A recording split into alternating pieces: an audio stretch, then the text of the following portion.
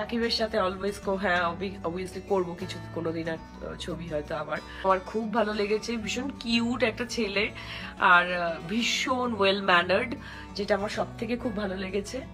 আর মানে কাজের ব্যাপারে সব থেকে সিরিয়াস, সব সময় শুটিং এর মধ্যে টাইমে আসে, একদম মানে হিজ ডার্লিং, খুব ভালো ছেলে।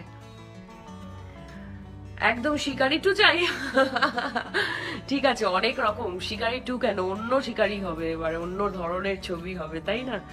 শাকিব খান অবশ্যই একজন মেধা সম্পন্ন মানুষ, এটা অস্বীকার কেউই করতে পারবে না।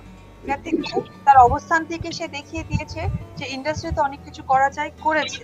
সো আমি ডেফিনেটলি অলওয়েজ যে কোনো মানুষই তাদের মেধাকে আমি রেসপেক্ট করি এবং এটাকে আমি অনেক বেশি পছন্দ করি। আমার জ্ঞান দরকার, সে অর্জন করেছে। আমার পয়সা দরকার, সে বিজনেস করেছে। এরপর মনে হচ্ছে আমার পাওয়ার দরকার, তারপরে সে রাজনীতি করেছে। সো তার ইচ্ছে শক্তি থেকে তিনটা স্টেপে গেছে।